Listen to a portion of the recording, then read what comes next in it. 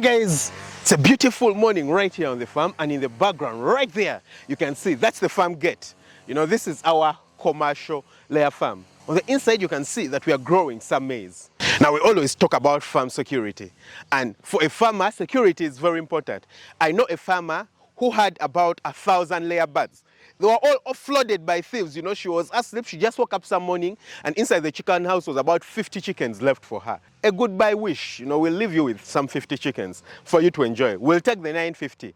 That's crazy. For a farmer, that's pathetic. You're losing money after having invested a lot of money on the farm. So we always talk about implementation of, you know, security measures on the farm. And it's very important that they are implemented to prevent thieves from taking away your hard work. You know, you've worked for a lot of time, and people just come and take away, you know, what you've worked for. So usually the first step is to place a fence on the farm. So as you can see right here, this is a fence on the farm, and it runs around our entire property. This is about 2.8 acres of land. So the place is fenced. I decided to invest my money. This is quite an amount of money that I decided to invest and fence the entire place. And well and good, the place was fenced. But after you've fenced it, you need to make sure there is a gate like this, which can be locked, you know, and you can put some form of lock on it. Now I'll tell you what happened to me recently. By the way, I'm very sorry about the noise. My neighbor right here is mowing their lawn, so it's quite noisy, but it's not like I can wait it out. You all know that at the moment I've been brooding chickens, about 2,700 of them, on my dad's farm. It's about a kilometer or so away from here, maybe 2 kilometers away from here, but there is no clean water supply over there that I can use to give the chickens. So because of that, I've had to ferry water using a tricycle from this farm to that farm every day, and that means that I use jerry cans to ferry that water. So we keep the jerry cans over here in the night, and every day we ferry water to the farm. So what happened is that on one of these random nights, someone came and picked 9 of the jerry cans. You know, there were 10 jerry cans on the tricycle. And I don't know what the thieves usually do. Like I've told you, my friend had 900 birds, they took 950, left 50 for the person. I had 10 jerry cans, they took 9 and left 1 for me on the tricycle. I'm wondering, why don't you just take all the 10? Anyway, they took 9. I was thinking in my head, how the hell is that possible? You know, I tried to implement all the security measures on the farm. Place a gate, place the fence. I got a dog, guys. I got a dog, so I have one of my German Shepherd dogs. I brought it over to the farm for that purpose, to make sure that, you know, the farm is protected. And then number 4, I have cameras installed on the farm. But hey, almost all the security measures I had were flawed. So first, this gate that you see over here, good gate, it would do the work, but there was no padlock. You can imagine. So they would just shut the gate every day. And we were just being lax. You know, I think I once bought a padlock and then it got misplaced. And after that, we didn't pay any attention. So this padlock that you see over here wasn't there. So that means the person just walked in, opened the gate like they were entering their own home, and moved down the path. But they didn't just stop there. There was a second level of protection. You see, there is an electric pole right in the compound of the farm, as you can see. And right at the top of that electric pole, we have cameras. I don't know if you can see them right from here. Yes, I do believe you can see them. We have one camera facing the chicken house, and it has the view of the chicken house. And then another one has a view of this entrance. Now, that was the goal before. Unfortunately, when this store over here was constructed, the view from the pole to the entrance where someone would normally pass to come in got blocked. So this is blocking the view. So ideally what was supposed to happen is that the camera over there was supposed to be moved a little bit lower on the pole so that it looks this side. But, well, it had been done so recently that we didn't have the time, so I couldn't see who it was. Fair enough, the other camera that looks at the chicken house managed to capture a little bit of the person. You know, you could see the person passing by, but it was just in the corner, and it's so far high up the tree, and it's late in the night. It was at about 4 a.m.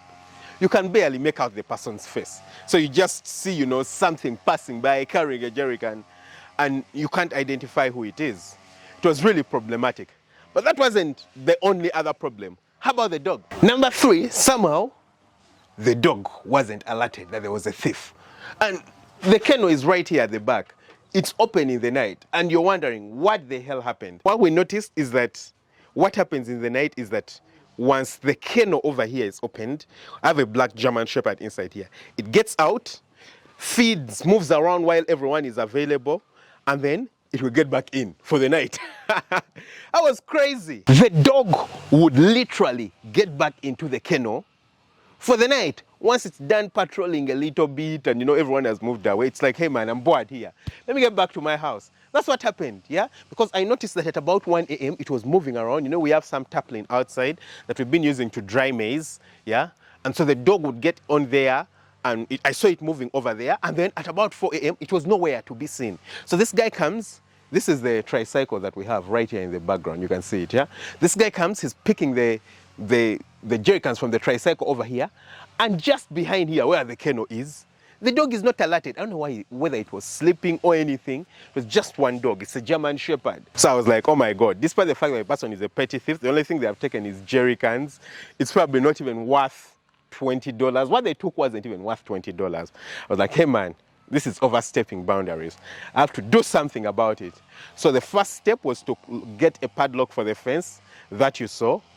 The second step is going to be to move the cameras over there. So I need to move that camera from the top of that tree, move it a little bit lower so that we can see, the entrance where people get in and the store and everything. Because right now, the look is just the top of the chicken house. And the third bit was to get another dog, guys. So I brought a second dog, and it's a boar bell. It's a female boar bell. Very tough. It's nothing to joke with, yeah. Very, very tough. And the one thing that I've learned is that it feels like energy rubs off. It's just like for us humans. When you have two humans working together, the energy rubs off one human to another, And, you just seem to be more alert and work together better. Same thing with the dogs, yeah. When one dog is present, it's a bit docile. But once they are two, they form a lethal combination. For the last 2 days that I've been here with the dogs, the combination has been crazy. No one even passes around the fence. And the other thing that we decided to do was to lock up the kennel. Every night, once the dogs get out, lock up the kennels so that there is no option for the dogs to get back inside the kennels. So that's another thing that we've been doing. But hey, we have ticks around here. So today we're going to be bathing one of the dogs. The boar bell, I just brought it 2 days back. It had just finished bathing. I need to make sure that we bathe the German Shepherd so that we get rid of the ticks, because I noticed it has some ticks around here. So first we need to prepare. Over here is a bucket where we're going to put our soap. We have our soap available here. Okay? Yeah, it's an antibacterial dog washing shampoo. It has, water, some sodium, some chemicals which help with getting rid of ticks. So we're going to put the water in here.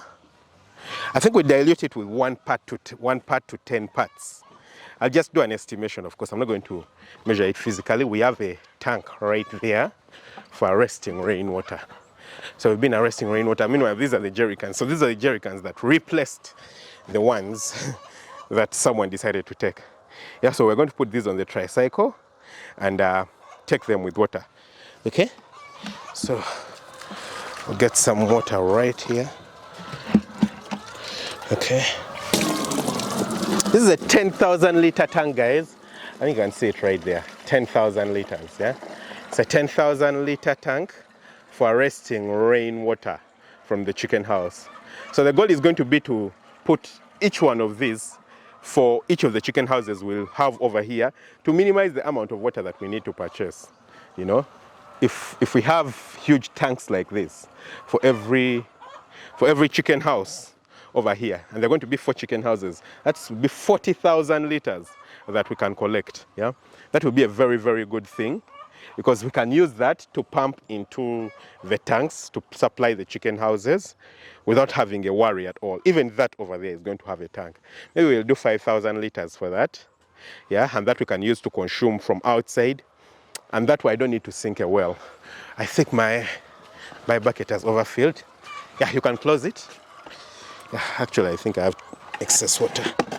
I'll have to pour away some because it's just a single dog. So I'll have to pour away some so that I don't have to use a lot of the detergent. Yeah. So over here we have our chain where we're going to tie the dog so that it doesn't move away and disturb us. We have a soap over here and we can go and pick the dog. Once we get it out, the other dog is going to start complaining. Why are you picking the other and not taking me? So, hey, slowly. No. Come on. Okay. So over here is our German Shepherd. This is Ami, guys. This is Ami. You can see him. He's an all-black German Shepherd. Okay. And you can hear the boar bell also starting to complain. Let's go. Come on. Right there. You can see him very clearly. Yeah. So he's a German Shepherd, an all-black German Shepherd. He's more working line. Quite alert and good. You get? But he has some ticks. He has been getting some ticks on his eyes. I think the ticks on the eyes have gone away at the moment. I removed them physically. And I think on the neck. Yesterday I tried to remove all the ticks that I can. So I have a brush. This brush is what you're going to be using to wash it. And yeah, I'll just put the camera down and get into business. Understand? Sit down.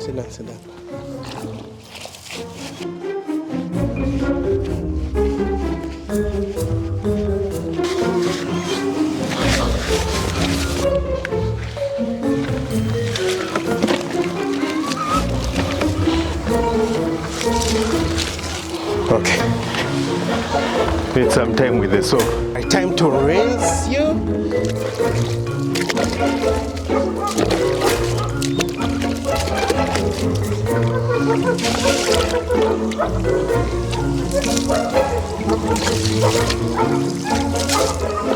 Alright guys, so as you can see, we are done bathing Ami and he's now clean.